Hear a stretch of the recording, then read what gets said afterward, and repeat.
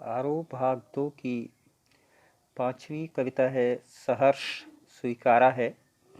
इसके कवि गजानन माधव मुक्तिबोध जी हैं। ये कविता उनके काव्य संग्रह भूरी भूरी खाक धूल नामक पुस्तक से संकलित की गई है। इस कविता में कवि ने इस बात को स्पष्ट किया है कि उसके जीवन में जो कुछ भी है उसने उसे सहर्ष स्वीकारा है, क्योंकि वह सब प्रिय की देन है। यहाँ प्रिय अथवा वह कवि की दिवंगता माँ या प्रिया, जिसे हम प्रेयसी कहते हैं, अथवा कबीर के राम, अथवा वर्ड्सवर्थ की मातृमना प्रकृति के समान अलौकिक सत्ता में से कोई भी हो सकता है। तो कविता कुछ इस प्रकार है, जिंदगी में जो कुछ है, जो भी है, सहर्ष स्वीकारा है। कवि कहता है कि उसने जीवन के सभी दुख सुख, संघर्ष, अवसाद, कड़वे मीठे अनुभव, उठापटक आदि को खुशी खुशी स्वीकार किया है। उसने इन्हें खुशी खुशी इसलिए स्वीकार किया है क्योंकि उसके प्रिय ने इन सब को अपना माना है। क्योंकि वो कहता है इसलिए कि जो कुछ भी मेरा है वो तुम्हें प्यारा है। इनसे उसके प्रिय को प्यार था, अर्थात कवि के जीवन की समस्त उपलब्धियां और अभाव उसके प्रिय को सदा से प्रिय रही हैं। कहने का तात्पर्य यह है कि कवि का वर्तमान जीवन उसके प्रिय के प्रेम की परिणति है। आगे वो कहता है गर्वीली गरीबी यह, ये गंभीर अनुभव सब, यह विचार वैभव सब, दृढ़ता यह, भीतर की सरिता यह अभिनव सब, मौलिक है इसलिए कि पल पल में जो कुछ भी जागृत है, अपलक है, संवेदन तुम्हारा है। कवि का कहना है कि जीवन में जो कुछ भी उसे प्राप्त है उसे उसने खुशी खुशी स्वीकार किया है। उसकी स्वाभिमान युक्त गरीबी, कहता है गर्वीली गरीबी यह, वो गरीबी जिस पर उसे गर्व है। कहने का तात्पर्य यह है कि निर्धन रहते हुए भी आत्मगौरव अथवा स्वाभिमान की भावना के साथ वह जीवन व्यतीत करता है। ये गंभीर अनुभव सब, जीवन के सुख दुख की गहन अनुभूतियाँ, यह विचार वैभव सब, प्रयोग परीक्षण से प्राप्त समस्त वैचारिक चिंतन विचार, और दृढ़ता यह, व्यक्तित्व की दृढ़ता, उसके अंतःकरण में बहती भावनाएं, भीतर की सरिता यह, उसके कहने का तात्पर्य यह है कि उसके अंतःकरण में जो भावनाएं हैं वो सरिता की तरह प्रवाहित हो रही हैं और उन्हें व्यक्त करने की शारीरिक चेष्टाएं कवि की अपनी हैं, मौलिक हैं। ये सब मौलिक हैं, उसके अनुभव सत्य हैं, भोगे हुए यथार्थ हैं। इसलिए कि पल पल में जो कुछ भी जागृत है, अपलक है, संवेदन तुम्हारा है। उसकी भावनाएं, अनुभव, विचार किसी की अनुकृति नहीं है, अर्थात नकल नहीं है। उसके जीवन में जो कुछ भी सजग और स्थिर है वह सब जीवन को पल पल जीते हुए प्राप्त हुआ है। उसे जो कुछ भी दिखाई देता है उन सब में उसके प्रिय का ही संवेदन है, अर्थात उसके प्रिय की ही अनुभूति विद्यमान है। प्रिय की अनुभूति होने के कारण ही वे कवि को प्रिय लगते हैं। काव्यांश से ये स्पष्ट नहीं हो पाता है कि कवि का प्रिय कौन है। दिवंगता माँ या प्रिया अथवा कोई अन्य अलौकिक सत्ता। इसलिए इनमें से किसी को भी कवि का प्रिय माना जा सकता है। सहर्ष स्वीकारा है गर्वीली गरीबी विचार वैभव में, सामासिकता के साथ साथ अनुप्रासिकता भी है। गर्वीली गरीबी में गर्वीली विशेषण का प्रयोग अत्यंत सटीक है तथा इससे कथन में अर्थ गांधीर्य का समावेश हुआ है और भीतर की सरिता में लाक्षणिकता है।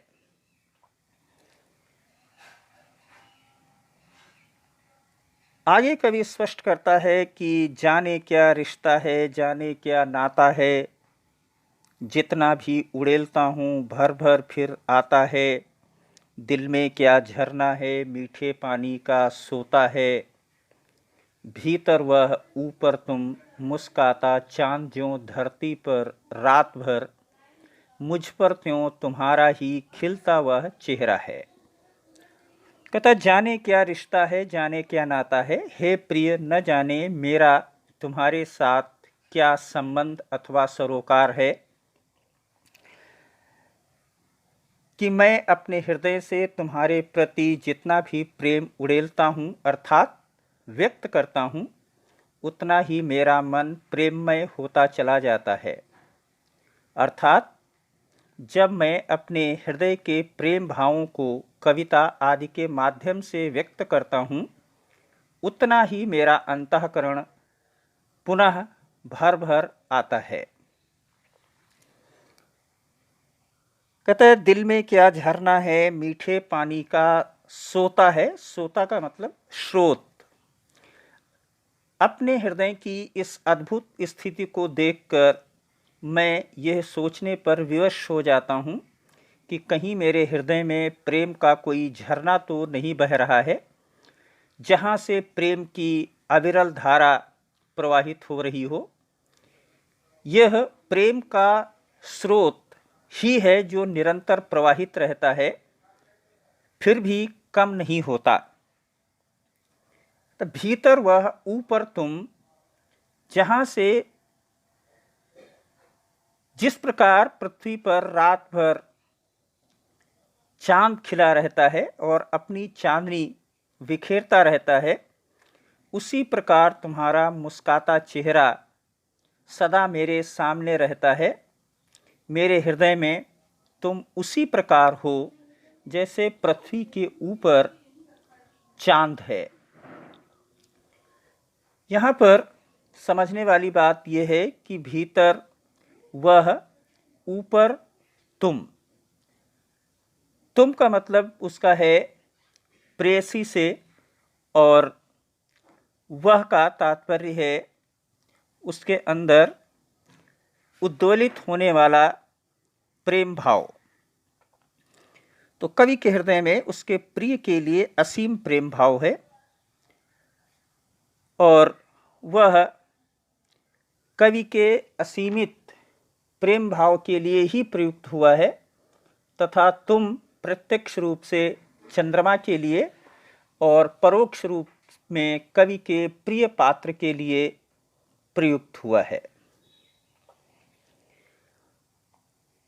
आगे कहता है सचमुच मुझे दंड दो कि भूलूं मैं तुम्हें भूल जाने की दक्षिणी ध्रुवीय अंधकार अमावस्या, शरीर पर चेहरे पर अंतर में पालूं मैं, झेलूं मैं, उसी में नहालूं मैं, इसलिए कि तुमसे ही परिवेष्टित आच्छादित रहने का रमणीय यह उजेला अब सहा नहीं जाता है, नहीं सहा जाता है। हे प्रिय, तुम मुझे ये दंड दो कि मैं तुम्हें भूल जाऊं। कहता सचमुच मुझे दंड दो कि भूलूं मैं। तो यद्यपि ये बहुत बड़ी सज़ा होगी, लेकिन मैं चाहता हूँ कि तुम मुझे यही सज़ा दो कि मैं तुम्हें भूल जाऊं और अपने जीवन में अमावस्या तथा दक्षिणी ध्रुव के समान गहरा अंधकार भर लूं। दक्षिण ध्रुव जो कि धरती का एक अंधकार में क्षेत्र है, उसी तरह से अमावस्या की रात काली घनी अंधेरी होती है। कहता है कि मैं उस विस्मरण को अपने शरीर और अंतःकरण में महसूस करूं, शरीर पर, चेहरे पर, अंतर में पालूं मैं।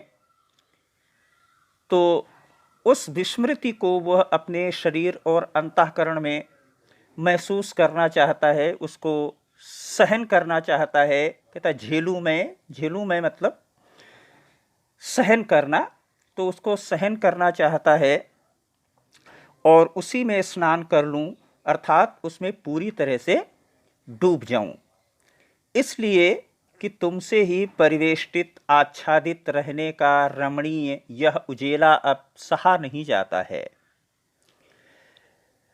मैं आंतरिक और बाह्य दोनों रूपों में वियोग की पीड़ा झेलना चाहता हूँ। मैं स्वयं को अंधकार में विलीन कर देना चाहता हूँ, क्योंकि मेरा जो व्यक्तित्व है वो चारों ओर से तुम्हारे प्रेम से घिरा हुआ है। परिवेष्टित का मतलब होता है चारों ओर से घिरा हुआ होना, और आच्छादित का मतलब होता है ढका हुआ होना। तो उसका व्यक्तित्व पूरी तरह से अपने प्रिय पात्र से परिवेष्टित है, चारों ओर से घिरा हुआ है और ऊपर से वो ढका हुआ भी है, आच्छादित भी है। अब मुझे तुम्हारे प्रेम का सुंदर प्रकाश, रमणीय आकर्षण सहा नहीं जाता है, अर्थात कवि के मन को उसके प्रिय ने अपने उज्ज्वल प्रेम के आलोक से घेर रखा है। कवि का मन अब प्रणयानुभूति को सहन नहीं कर पा रहा है, उसका मन प्रेम की अतिशयता से भर उठा है। आप इस बात को यूँ समझ सकते हैं कि जिस प्रकार बहुत अधिक मिठाई खाने से, मीठे से व्यक्ति का मन भर जाता है, उसी प्रकार कवि का मन अतिशय प्रेम से भर गया है। विशेष रूप से जो बात इस अंश में देखने वाली है वो ये है कि प्रिय के प्रति कवि के अतिशय प्रेम और प्रेम के बाद वियोग की इच्छा का भाव व्यक्त हुआ है, और यहाँ पर अंधकार और अमावस्या निराशा के प्रतीक हैं। भाषा की दृष्टि से अगर हम इस अंश को देखें तो इसमें तत्सम शब्दावली से युक्त परिमार्जित खड़ी बोली का प्रयोग किया गया है। आगे अंश में वो कहता है, ममता के बादल की मंडराती कोमलता भीतर पिराती है, कमज़ोर और अक्षम अब हो गई है आत्मा यह, छटपटाती छाती को भवितव्यता डराती है, बहलाती सहलाती आत्मीयता बर्दाश्त नहीं होती। कहता है, प्रिय तुम्हारे प्रेम की कोमलता मेरे मन को कष्ट पहुंचाती है। ममता के बादल की मंडराती कोमलता भीतर पिराती है, पिराती है मीन्स दर्द पहुंचाती है, कष्ट देती है। तुम्हारी ममता के कारण मेरी अंतरात्मा कमज़ोर और अक्षम, क्षमताहीन, असमर्थ हो गई है, क्योंकि जब मैं भविष्य के बारे में सोचता हूँ तो मुझे भय लगता है, मेरी छाती दुख से छटपटाने लगती है और भविष्य की कल्पना से मेरा मन कांपने लगता है। मेरे अशांत मन को बहलाने और सांत्वना देने वाला तुम्हारा अपनत्व, आत्मीयता, अपनत्व अब मुझसे सहा नहीं जाता है, अर्थात भविष्य के परिणाम की आशंका से मेरी छाती छटपटाने लगती है। अब मैं तुम्हारे अपनत्व भरे व्यवहार को सहन नहीं कर पाता। इसमें ममता के बादल में कवि ने रूपक अलंकार का प्रयोग किया है, और कोमलता पिराती है में कोमलता का मानवीकरण दृष्टव्य है, और विशेष रूप से प्रेम संबंधों को न भूलना मानव की विवशता है। कवि की मनोदशा का मार्मिक चित्रण हुआ है। अत्यधिक प्रेम की स्थिति में प्रेमी मन अपने प्रिय को खोने की दुश्चिंता से ग्रसित हो जाता है। कहता है, सचमुच मुझे दंड दो कि हो जाऊं पाताली अंधेरे की गुहाओं में, विवरों में, धुएं के बादलों में, बिल्कुल मैं लापता। लापता कि वहाँ भी तो तुम्हारा ही सहारा है। कवि कहता है कि अपने प्रिय पात्र से, कि वो दंडनीय हैं, वो अपने प्रिय पात्र से सचमुच दंड पाना चाहता है। वह स्वयं को उसका दोषी मानता है। कवि चाहता है कि उसे ऐसा दंड मिले कि वह अपने प्रिय पात्र को भुलाकर विस्मृति की गहरी अंधेरी गुफाओं में, गुहाओं का अर्थ होता है गुफा, गुफाओं में, और विवर का अर्थ होता है बिल या छेद। तो अंधेरी गुफाओं में, विवरों में, भयानक सुरंगों में, धुएं के बादलों में, धम घोटू जो बादलों के धुआं है, बादलों का धुआं है, वो उसमें खो जाना चाहता है, जहाँ से उसके प्रिय पात्र को उसका पता भी न चले। कवि अपने प्रिय पात्र से पुनः कहता है कि पाताली गुफाओं तथा धुएं के बादलों में भी वह अपने प्रिय पात्र को पूरी तरह विस्मृत नहीं कर पाया। वहाँ भी उसकी यादों का धुंधलका है। उस एकाकीपन में भी कवि को प्रिय पात्र की स्मृति का अवलंब, सहारा प्राप्त है। अर्थात उसकी प्रेम भरी यादें कवि के एकाकीपन को नष्ट कर उसे प्रसन्न चित्त रखेंगी। उसके प्रेम पात्र की निश्चल कोमल प्रेमानुभूतियाँ कवि को वहाँ भी आश्रय प्रदान करेंगी। अगले अंश में वो कहता है, इसलिए कि जो कुछ भी मेरा है या मेरा होता सा लगता है, होता सा संभव है, सभी वह तुम्हारे ही कारण के कार्यों का घेरा है, कार्यों का वैभव है। अब तक तो जिंदगी में जो कुछ था, जो कुछ है, सहर्ष स्वीकारा है, इसलिए कि जो कुछ भी मेरा है वो तुम्हें प्यारा है। कवि मानता है कि अभी तक उसका जीवन जिस रूप में है, अथवा जो वर्तमान में उसका होता सा प्रतीत होता है, वह सब कुछ उसके प्रिय पात्र की प्रेरणा से ही है। कवि का सुख दुख, संघर्ष अवसाद, उन्नति अवनति आदि सभी कुछ उसके प्रिय पात्र के कार्यों का वैभव है। उसके जीवन में अब तक जो कुछ था और वर्तमान में जो कुछ है, सभी को कवि ने सहर्ष स्वीकार किया है, क्योंकि उसके प्रिय पात्र ने उन सभी को अपना माना है। वे सभी उसके प्रेम पात्र को प्रिय हैं और जो कुछ उसे प्रिय है उन्हें अस्वीकार करना कवि के लिए संभव नहीं है। भाव ये है कि कवि अपने जीवन की प्रत्येक स्थिति को प्रिय पात्र की देन मानकर सहर्ष भाव से स्वीकार करता है। विशेष रूप से देखने वाली बात यह है कि कवि ने अपने व्यक्तित्व के निर्माण में प्रिय के योगदान को स्वीकार किया है। कवि की मानसिकता का मार्मिक वर्णन इस अंश में किया गया है। लापता की वहाँ भी तो तुम्हारा ही सहारा है में विरोधाभास अलंकार है, और विस्मृति के लिए पाताली अंधेरे और धुएं के बादल आदि उपमान बड़े सजीव एवं भाव व्यंजक बन पड़े हैं।